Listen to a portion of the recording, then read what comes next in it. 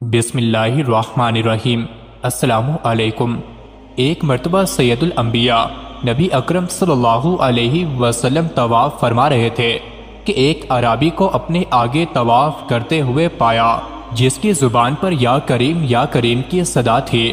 حضور اکرم صلی اللہ علیہ وسلم نے بھی پیچھے سے یا کریم پڑھنا شروع کر دیا۔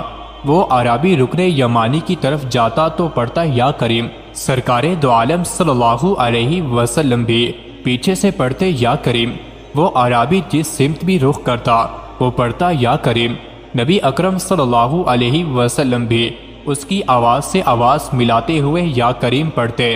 اعرابی نے تاجدار کائنات صلی اللہ علیہ وسلم کی طرف دیکھا اور کہا کہ اے روشن چہرے والے، اے حسین قد والے، اللہ کی قسم اگر آپ کا چہرہ اتنا روشن اور عمدہ قد نہ ہوتا تو آپ کی شکایت اپنے محبوب نبی کریم صلی اللہ علیہ وسلم کی بارگاہ میں ضرور کرتا کہ آپ میرا مذاق اڑاتے ہیں۔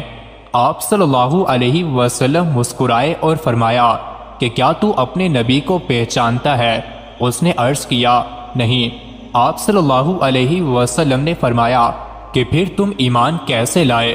عرض کیا بن دیکھے ان کی نبوت و رسالت کو تسلیم کیا، مانا اور بغیر ملاقات کے میں نے ان کی رسالت کی تصدیق کی۔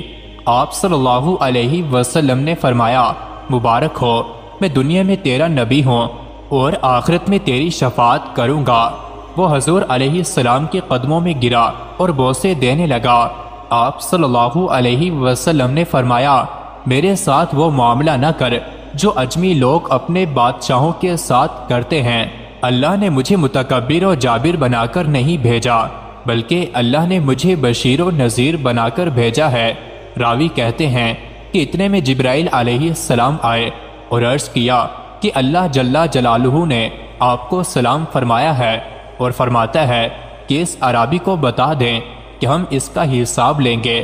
عرابی نے کہا یا رسول اللہ صلی اللہ علیہ وسلم، کیا اللہ میرا حساب لے گا؟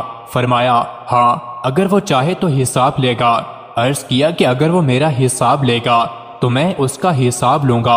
آپ صلی اللہ علیہ وسلم نے فرمایا کہ تو کس بات پر اللہ سے حساب لے گا؟ اس نے کہا کہ اگر وہ میرے گناہوں کا حساب لے گا تو میں اس کی بخشش کا حساب لوں گا۔ میرے گناہ زیادہ ہیں کہ اس کی بخشش۔ اگر اس نے میری نافرمانیوں کا حساب لیا تو میں اس کی معافی کا حساب لوں گا۔ اگر اس نے میرے بخل کا امتحان لیا تو میں اس کے فضل و کرم کا حساب لوں گا۔ حضور اکرم صلی اللہ علیہ وسلم یہ سب سماعت کرنے کے بعد اتنا روئے کہ ریش مبارک آنسوں سے تر ہو گئی۔ پھر جبرائیل علیہ السلام آئے اور عرض کیا اے اللہ کے رسول صلی اللہ علیہ وسلم، اللہ سلام کہتا ہے اور فرماتا ہے کہ رونا کم کریں۔ آپ کے رونے نے فرشتوں کو تسبیح و تہلیل بھلا دی ہے۔ اپنے امتی کو کہیں نہ وہ ہمارا حساب لے نہ ہم اس کا حساب لیں گے، اور اس کو خوشخبری سنا دیں کہ یہ جنت میں آپ کا ساتھی ہوگا۔ مزید ایسی ہی ویڈیوز کے لیے چینل کو ضرور سبسکرائب کریں۔